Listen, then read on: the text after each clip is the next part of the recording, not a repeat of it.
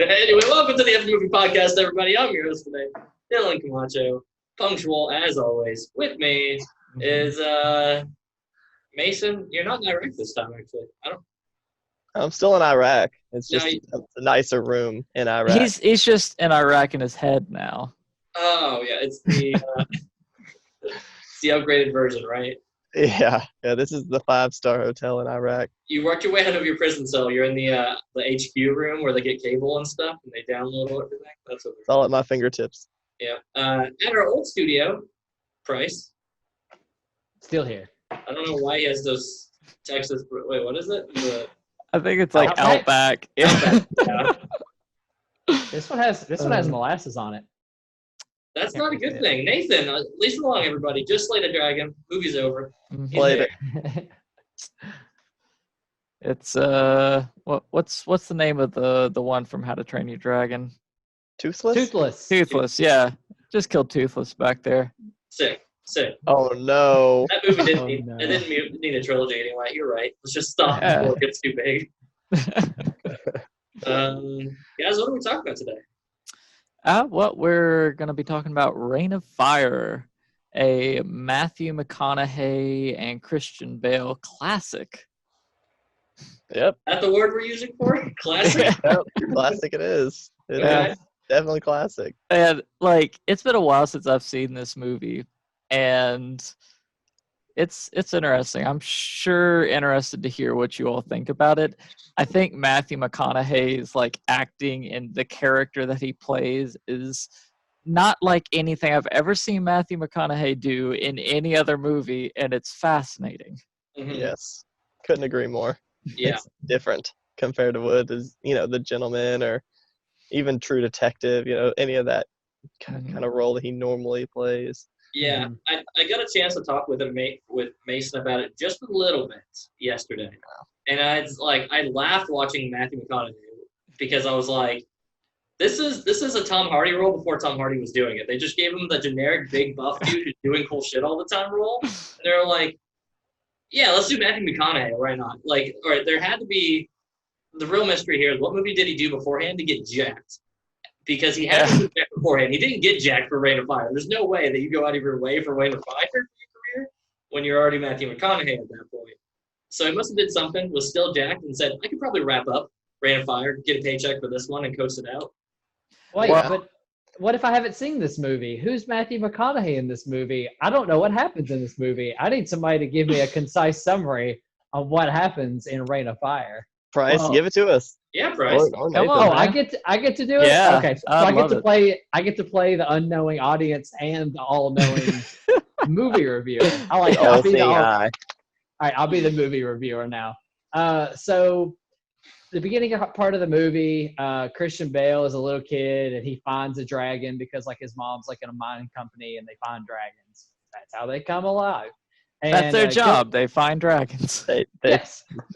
No, Dragon explorers. Sarcastic Dragon tales aside, they're just regular miners and they happen to find dragons. Kills his mom. Anyway, fast forwards 25, 30 years, dragons after this huge exposition dump where basically dragons have killed everything. Favorite thing, an exposition dump. Yeah. Yeah, very cheap production. Hell yeah, but a precise exposition dump and a very compromised. No, I think it's very. I feel like small. It was pretty contained. Let me finish, people. Let me finish. Okay. So it goes to the future where everything is ash. Christian Bale is leading a bunch of English people inside of a castle with best friend Gerard Butler. One day. Basically, Matthew McConaughey and a bunch of Americans come up in a bunch of tanks and a helicopter, and they're like, yo, we're American, let us in. And Christian Bale's like, you've killed a dragon, okay. Later, they wind up going out and killing one dragon by working together and stuff. And then even later, Matthew McConaughey is somehow they're all girls. We've checked their privates, apparently. And they have one male. Yeah, they've diddled some dragons. And they apparently know that, one male fertilizes all of them. So if they kill the male, no more dragons will be born. Then later, Matthew McConaughey's like, give me some people. Christian Bale's like, no. Matthew McConaughey goes out, gets all the squad killed. and then it's Matthew McConaughey and Christian Bale and the lady. So basically, Default the 3 main lady. characters. Yeah. Oh, Gerard Butler got killed. He got burned up. Somewhere along the way, he gets burned. Yeah. And the 3 main You characters guys ever seen go Law out. Abiding Citizen? Molly, useless. 3 main characters go out, kill the male dragon. Matthew McConaughey gets eaten, and then the movie ends. So that is Reign of Fire. So now make all your jokes. Go ahead. Law-abiding citizen. No, he just gets burned up at the end. It's kind of, yeah. Yeah. Interesting.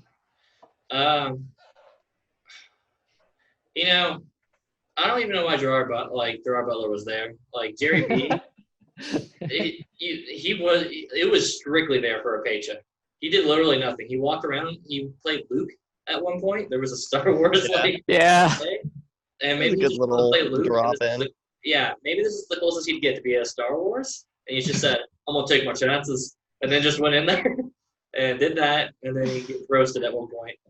It's funny that you mentioned that because that was actually my favorite part of the movie was a little Star Wars reenactment. Like that was my favorite part of the whole movie because like that's such a neat concept that like they're acting out these movies that are classics for them, but the little kids have never seen or heard of. So like, did you make that story up, Mister? And they're like, yeah, sure.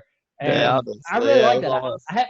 I haven't seen that in like a post-apocalyptic movie. And post-apocalyptic movies a lot of times don't really show like the day-to-day kind of stuff, and that kind of slows the movie down and establishes like just how, I don't know, like unknowing or ignorant, I guess, the kids are of like before dragons. Which is and it says a lot that usually the movies are set like hundreds or thousands of years after the fact. This one was really only like 20 or 30 years where the adults were like, honestly, it's really funny in a quarantine kind of way to think about this movie because it's like I can remember when I could go to restaurants and order stuff, like, and that's how they felt. They're like, I remembered when I could go to restaurants and order stuff. These kids have no idea what that's like, though. All the restaurants are burnt down. They started with Applebee's and we were supporting it, and then they got the good stuff. Oh no! Oh boy! And they moved on.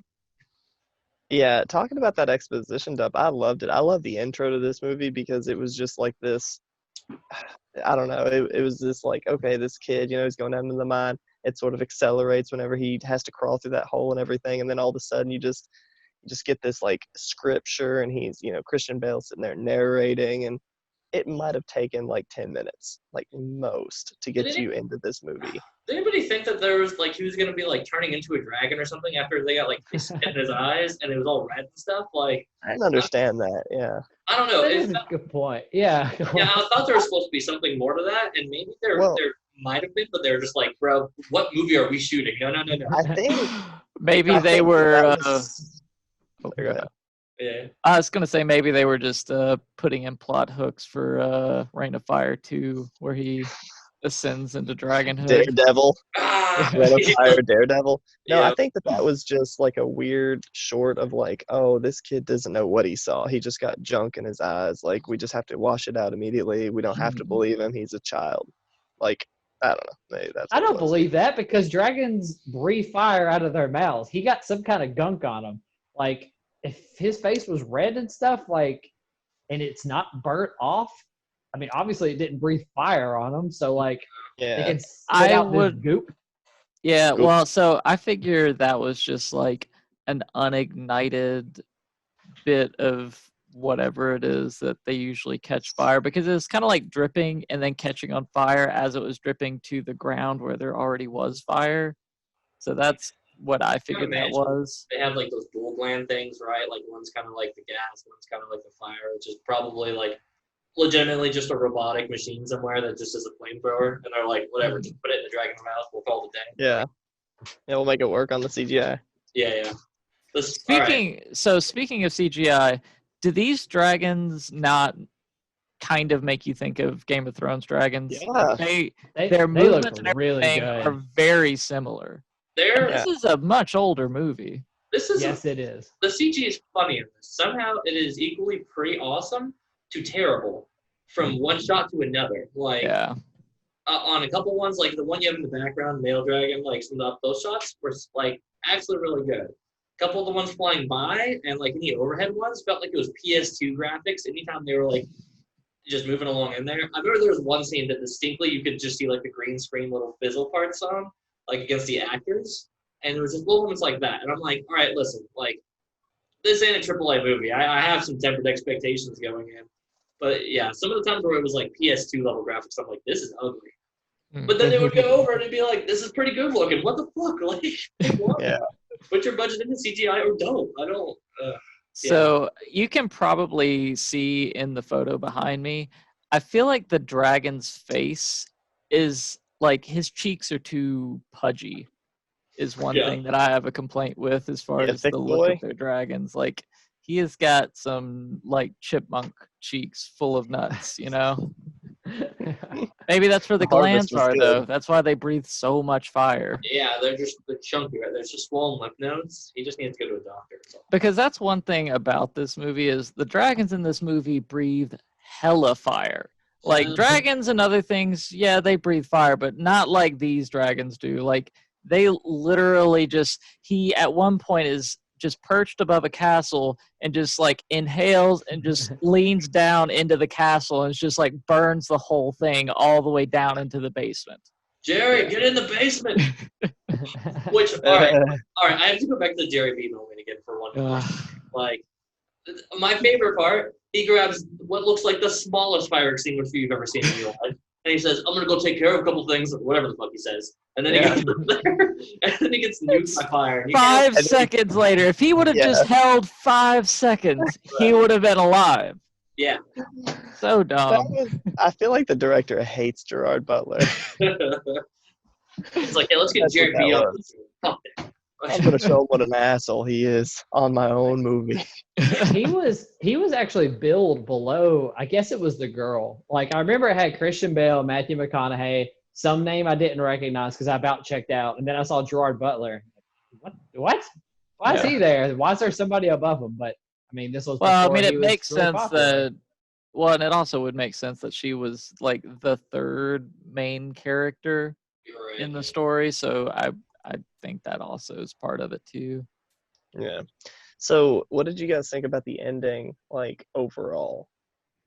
As far as, you know, the male dragon goes down, Matthew McConaughey has that heroic leap of nothingness, almost as a distraction, and they basically pan out walking away from it.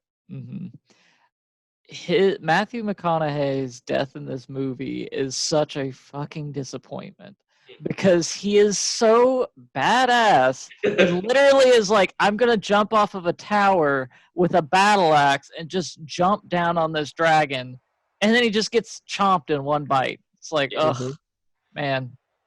He should have at least gotten to, like, do some damage, you know? Like, he deserves a little better than that inglorious end. Well, if they did damage, it had the CGI damage. And they weren't going to do that. They were like... no, I'm totally with you. Like, McConaughey is so sweet in this movie.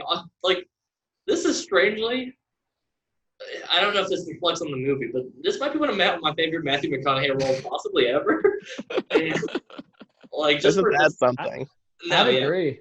It's like, he's super, super good at it. And I kind of really respect that about him and Bale in this movie. Like, him and Bale are definitely punching above the pay grade for what this movie like is asking for, but not too far above where it's like a clear difference between them and the rest of the cast, right? Like, they appropriately nailed it, so like they felt like they were part of the universe, but then they were still badasses in their own way. Mm-hmm. I thought that was super cool about it. I mean, again, McConaughey is just sweet. The moment he comes on screen, you're entertained from that point forward. Like, he's awesome. Bale just does good in what he does, but I mean, I don't think it was anything too fantastic from, like, even all the way till the end when he's like, oh boy, you're the leader now, you go do that. I guess he retired, killed his one dragon, he's like, called it a day. He's like, there's a bunch of female dragons out there still, you know. Nope, got the one, I'm good. That's what, like, I was thinking whenever this movie ended. I was like, okay, yeah, you've killed the procreation of future dragons, but, like, you're in a shitty world. Could you maybe elaborate on what happens next for this colony, or, you know, something? Yeah, I mean, I don't know if I would want to see a lot more after the fact. It's fine for them to leave it off like that, but this world is a lot more fucked up than just dragons, because they mentioned the fact that, like, nations were using their nuclear arsenal to try and kill the dragons. Mm-hmm. So there's Like, there's Not nuclear good, radiation and all kinds of problems with this world. It's a lot worse than just the fact that everything was burned to ash. Yeah. Yeah, I think like pretty much qualms was just that. The only other qualm that I had with this movie was like overall, if you guys noticed, there was like 2 locations in this movie. Like that's it. I mean, it was London, which, you know, kind of came back to London, and then that main castle. But Well, and then like I guess the field. There were several scenes that took place in the field. Well, realistically, the field's gonna be like 10 feet away from like the actual shot, and they just throw roads to make it seem like it was bigger. But yeah, it seemed like for a movie of like this size and like how big the story was and how great the idea was for the dragons, I was like, man, I would have liked to have seen like a journey, you know, to London. But I mean, at the same time, it's like, can they really just be slaying these dragons, you know, left and right on the way? They probably couldn't, so maybe it's better McConaughey to sneak. give him the battle axe. Give him that battle axe. But I feel like they kept trying to play on the idea that the male dragon was just toying with them in order to justify them not having to fight so many dragons. Because, like, no way would this group of soldiers get to just drive down the road flying a helicopter into a city where at one point it shows the male dragon chasing like a flock of 30 something dragons around to eat. There's a bunch up in the air. Yeah. Like, there's way too many for you to have not gotten one of their attention in your approach. Yeah. And any one dragon in this story is very deadly. Yeah. It's like Skyrim when you're like a level 3, you know? You're not surviving that at all. You just have to run away or not encounter it at all. There's a kind of funny moment I remember thinking back on too, when they're on the stairs looking up at like all of the dragons, right? And they're just like crouched down behind it. And like everybody leaves. And then Bale, like, there's no way like this was acting. This is him genuinely laughing at this joke or something. Like, it must have been hilarious to him. Everybody leaves and it's just the one dragon and it's them, and he's like, at least we got him outnumbered. And he just has the laugh. I remember I went back to and watched like 3 or 4 more times. He was just tickled by how genuine it was. Yeah, that was the most forced joke, but at the same time, you think it might have actually been pretty natural. I don't know. Right. Like, I don't know if McConaughey was off screen just like ripping farts or something, and like Bale got it and just laughed in the meantime. I don't know what it was, but ripping some mad protein farts off camera. Bro, he had to be. Look how yoked he was. Like, this was, what year was this? 2008, I think. 2008. So this is right around Dark Knight Bale. And he was not a slouch. And McConaughey looked yoked next to him. Yeah, and he had a buzzed head. So, yeah, the buzzed head and everything, like, he did not look like himself. No, but the other thing I was going to say is, one thing I noticed during the fight scene that him and Bale had, it was definitely not him, because they deliberately have them cast in shadow the entire time as they're fighting, to where it's so obvious that it is not the actual actors doing that fight. Well, they can make it seem more visceral that way, you know? Like, they're not going to have 2 A-list actors punching each other. They'll have a stunt double. Yeah, like, I do agree with that, but I feel like other movies have done a better job of making you not, like, sit there and go, like, this is obviously not actually them fighting. Yeah. This one, it felt, to me at least, like a lot more noticeable that it was stand-ins. But I mean, everything with your suspension of belief, right? Like, you're like, all right, but this is also, what do you expect of this movie? Like, if you tell me, like, I can see the cracks in it from Rain of Fire. Yeah. I mean, kind of already have that interpretation going. Like, so, would we like to get into the next segment? Yeah, sure. Let's talk about the shape of this movie, guys. Fat, fit, perfectly fit. You know how it goes. Whatever. They're gonna criticize me if I talk about more. Anyway, I'm ready. All right, I'm gonna start on this one, guys.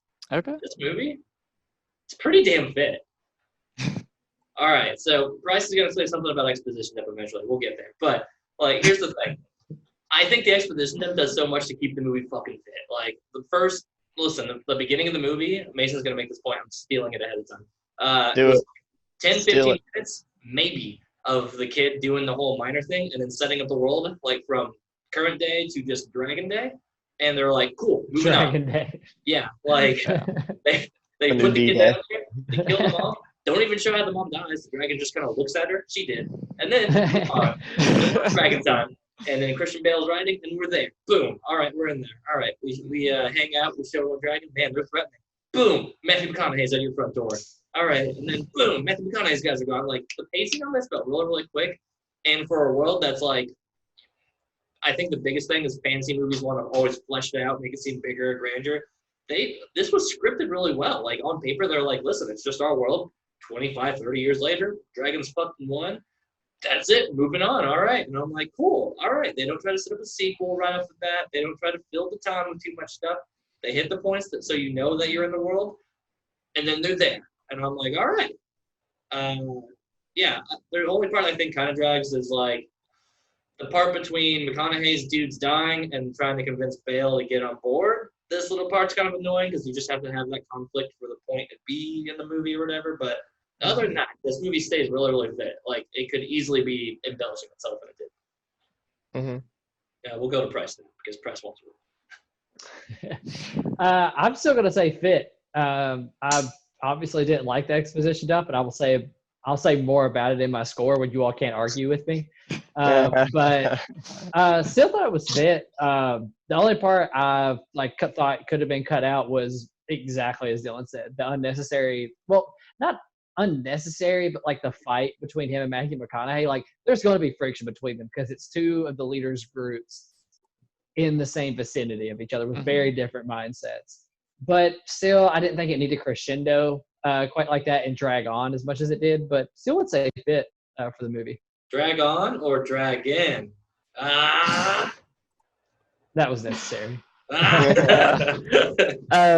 So I think I'm gonna say that it's a touch on the side of thin for me. Mostly just because I do agree with Mason that I would have liked to have seen a little bit more of the world as they were heading to London, if like nothing else were to be added, because the point of he recruited people, now they're going to London, that's like 5 minutes. Like 5 minutes go by, they recruit people, they go to London, they get fucked up in London, they come back. Like that was so short. And that was a big deal. That was a lot of people dying, but it just was like boom, boom, boom, boom. And now we're back to what actually matters, which is the castle and getting Christian Bale on the screen some more. Yep. Yeah. Making him make that money himself. Yeah. So yeah, I mean that's about the only qualm I've got with it. The exposition I'm fine with because I mean the whole point of this movie is Dragon World. It's not pre-Dragon World. Who cares about pre-Dragon World? Just tell me how we got there and I'm good. And I like that this is a point of contention. Like, everybody knew, like, the exposition took him, like, I'm gonna have something to say about it, of course. Yeah. You created this. I want you to know that. This movie is, I think, a touch on the thin side too, but pretty much, very fit. So I was looking at why they only had like a couple set locations. So during this time somehow, or for some reason, in Ireland, there was a foot and mouth disease pandemic going on. And people of the public, people of Ireland were getting told not to leave unless it was just vital. So I don't know. Sounds familiar. Wow. Yeah. Can we relate or what? Yeah. But I guess that played a big part in the production. It said that they were very choosy with this, the set locations and all this. So I'll give them a pass on the foot and mouth disease, I guess. But yeah, I really did like this movie. I never once thought, oh gosh, how much more is left? It was cool. I enjoyed the hell out of it. I thought Matthew McConaughey's character was great. Yeah. Not too over the top. I'm with Dylan. This might be like definitely a top 5 for him. Might as well put it up to top 3. I can't think of too many off the top of my head. Like so many. If we're counting TV, True Detective season 1, he's pretty awesome in that. He's great in that. But we won't go in the full Matthew McConaughey podcast. Because everything else is like, I'm Matthew McConaughey. All right. All right. It's just the same role for every other. Seeing him in this, I was like, oh, yeah, we acting now, Matthew McConaughey. Yeah. All right. That's That's how we felt. It's kind of like Brad Pitt, you know, like in Snatch, he had to actually act a little bit, but then he developed this persona where he could just sleep and earn a paycheck. Matthew McConaughey, same kind of deal. De Niro did the same thing, except he's just done the same role always and never had to do a different role except for like. Yep. no. Meet the Parents. He's still just a monster. Like, yeah. Yeah, he's still just angry. All right, I stand corrected. De Niro's never had to change his roles. Yeah, he's always the same. Actually, I take that back. Right. He was in like this weird. He was like a gay space pirate in one movie. I forget the name of it. I'll look it up later. I would love to know what that is. He actually did act in that one. It was delightful. But we need to keep this train rolling, and let's get to scores. Yeah. Who wants to go first? Right. Mason, you get to go first. Mason's pros. I'm the captain now. Okay. You froze Mason with your power. This is what happens when you try to take over. Right? All right, so I'm gonna go ahead because Mason's gonna get himself sorted out, and go ahead. I ran the Titanic right into the iceberg in the 5 seconds he was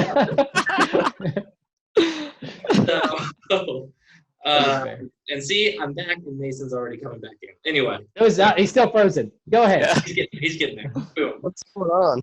All right, so I'm gonna. All right, here's how this movie started. I have to explain the scaling grade on it. This movie started in like the 6 range, right? So it's either a bad movie that's doing kind of good or a good movie that's just doing really bad. And I went in with thinking this is going to be a bad movie. That's probably going to entertain me. Definitely starts winning me in points with the Dragons, whatever. 6, 5 starts going on it. Matthew McConaughey comes in the movie. I have to push it to 7 at that point. He's carrying this train. It's going wild. It's off. It gets eaten by a dragon. It almost went to 7.5, but he got eaten in a stupid way. Gerard Butler got caught on fire in a hilarious way. You would think that would put a down score. I had a great laugh at that. It only got higher. Again, the little, like the unintentional humor, but because it's kind of like this bad movie that's doing a great job, right? It's the little bad engine that could. It's the little stupid stuff that I laugh at, like unintentionally. So I would normally go down a 0.4, but it just made the movie more fun for me. Like little tiny fucking things. He's gonna go fight a dragon. Like Gerard Butler, what are you thinking, you dummy? Like so he just goes up there, gets nuked, called a day. All right, well that's Jerry B. And then they just smoke the dragon, whatever. And you know the plot was concise and short and sweet and didn't try to overstay its welcome. All that stuff says this was a pretty good bad movie, guys. So I'm gonna slap it right at a 7.5. Fuck it, I had a fun time. Oh, he did it. You know what? It was fun enough. The CGI was good some of the times. And some of the times it was really bad. But the one part, I was really impressed. Yeah, no, like I remember thinking the one part where the ride on the horse, Christian Bale just planted the thing, dragons beeping behind him. They're not going to show the dragon, that's money. But he's running along, and you see McConaughey shoot it right as he goes over the hill. Doesn't even wait a second. Boom, dragon dead. And I'm like, this movie's sweet. Yeah. So I'm going to go ahead and go because I keep freezing and I don't understand why. Yeah. So this movie is, I would almost say, flawless compared to like what I expected. I think it's great. I think I'm going to land right at an 8 for it just because, like, aside from its weird, like, the helicopter should not have survived the entire time. That makes no sense. But, you know, it had a lot of, like, weird little things that once I really started thinking about it, I was like, yeah. But this movie is kind of awesome. I mean, it's 2 people that you never would have thought would have acted together, plus Gerard Butler. It has some of that comic relief with the fire extinguisher. So many good parts in this movie that we're just like, I can get on board with this. I want to watch this movie again. I really do. But yeah, I'll stick around at an 8. I think it was great. All right, Bryce. Take the average down a little bit, buddy. All right, I'm going to take you down a little bit. So now I get to say my piece. So one of the things I hate the most is when a director is hand-holding you to the answer. And I hated it. When it did that exposition dump, I was rolling my eyes. I was like, all right, baby has his bib on. He's got the little spoon, and he's directing into my mouth. Eat the story, Price. And I hate it because I'm just a cantankerous baby. What can I say? I'm like, no, I want to learn myself. I'll do it myself.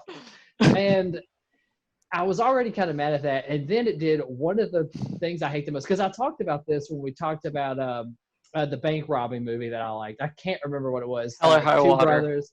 Yes. When they're like, oh, we're brothers and we're best friends, and they start like play fighting with each other. When Gerard Butler comes up to Christian Bale, is like, oh, we're best friends, and then like they start like kind of play fighting. I was like, all right, I am my brain is going completely off. When my brain has to go completely off, a lot of times people say it's like a comment, like, oh, Transformers, just turn your brain off and like you'll enjoy it. Well, I don't like you that. dare like, to face Michael Bay right now. You get the hell out of Michael Bay's backyard, dude. I'm going to. But there were still aspects of the movie I enjoyed. Like, I thought the plot was good. I liked everything inside the castle. Like, I liked all the interactions like they had with the kids, like the little prayer, like right after Gerard Butler died. Like that, like the prayer they had underneath there. Like, you really felt like how desperate the situation was because, like, their whole home's destroyed. They have no food. Like, everyone's dead. I feel like that happy ending at the end was kind of tacked on because like it seemed really bleak. Mm-hmm. But still, I still enjoyed aspects of the movie. Matthew McConaughey was great. Christian Bale was good. I mean, the score was like, it wasn't noticeable at least. It wasn't like a tin cup rattling around some rocks the entire movie like in Mason's JGL movie, whatever it was. So as harsh as I sound like I'm going against it, I'm still giving this movie a 6 because like I liked it enough, but never going to rewatch it. I'm not going to recommend it to everybody, but like just the fact that it surprised me enough where I was like, that was halfway enjoyable. Like gives it quite a few points because I was expecting trash. So 6 from me.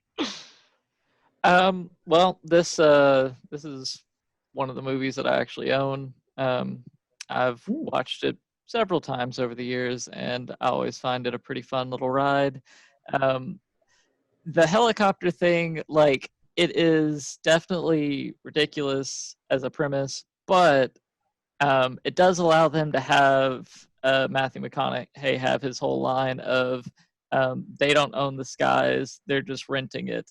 And all the great little like badass one-liners and stuff, like this is just like a post-apocalypse action flick, and it's a fun ride. And it's, to me, completely carried by Matthew McConaughey and his just over-the-top macho character. It's fantastic. Yeah. Real quick, that helicopter, I have no doubt in my mind that it could go like 120 miles an hour with how fast they were going. I mean, the dragons couldn't keep up with it. I don't know. It was crazy. Like, so, I mean, they definitely do have that moment where the dragon's, like, butting into it, but you would imagine that that's probably just, like, low visibility, don't really know where it is. You're trying to, trying to chase it with the helicopter, which is wild, crazy. But in any case, so this movie for me, it does land at an 8. I like it. I like recommending it. It's just one of those, it's just exactly the kind of movie that I like. But it doesn't. Post-apocalyptic. Doesn't look pretty. It's post-apocalyptic. It doesn't look very pretty. But it also hits that, like, this is some weird niche movie that most people haven't seen that weirdly has like A-list actors in it, like doing a very good job. And I always just find those kind of movies fascinating that they exist. It's fascinating that this movie got to be made, and I'm glad that it did. So yeah, that's where it is for me. Very nice. Right on, boys. Well, we made it through, honestly, quite a refreshing palate cleanser of a movie week. Because I feel like I feel like we've been in the lows for a little bit. So this was nice. Let's we do have to pick our for the whole month though, Dylan, real quick. Oh boy! All right, so we're on the clock, boys. So 4 movies were Rain of Fire, JGL, Goodfellas, Brick, and Honey Boy. Brick. That's the name of the movie. All right. So in one sentence or less, what are we picking? I'm picking Rain of Fire. That shit was Rain of Fire. Rain of Fire by a landslide. For me, I hated Honey Boy, and I despised with a passion Brick. So, and I can't pick my own movie. So all Rain of Fire had to do was just roll across the starting line. That's all it had to do. Awaken class. And that's all it had to do. It did pretty well. So yeah, Rain of Fire, definitely. All right, Nathan. So if we hadn't have watched so many gangster movies, I probably would have been more out of Goodfellas. But we've watched them so many times, and I was surprised with Honey Boy. Like, I found that a surprisingly good movie personally. So that's what I'll pick for this one. That's my winner. Since I can't pick Ring of Fire. Yeah, not one brick. Brick actually would have been my second choice. Nope, no bricks. No brick, no brick. Not one. I want to make a wall of brick. That's what I want to do. But anyway, next week, guys, we will be doing a whole new cycle, whatever. No new themes. We're just picking movies again. Thank God. I was like doing themes for a while. And this next theme is going to be Matthew McConaughey. No, I'm kidding. I'm going to do a random franchise film because Casino Royale is on the docket for next week. It's a James Bond film. It's Daniel Craig. It's his first one. It's Daniel Craig, James Bond. And I watched it one time when it came out. I remember thinking it was sweet. I kind of just want to watch it again. I don't know. Just feeling it. So we're all watching it. Whatever. We just hadn't seen it. If you want to see more dragons on this channel, make sure to put it in the comments below how many dragons you want in every single video. We'll do the best to put all the dragons in here. We could watch Aragon. Yes. Yeah, or Beowulf. Were there dragons in that? No dragons. It's the Beowulf. Oops. All right, well, tune in next week, guys. We're going to talk about the dragons anymore. All right, make sure to like the channel and subscribe and all that good stuff. We'll see you then, guys. Bye.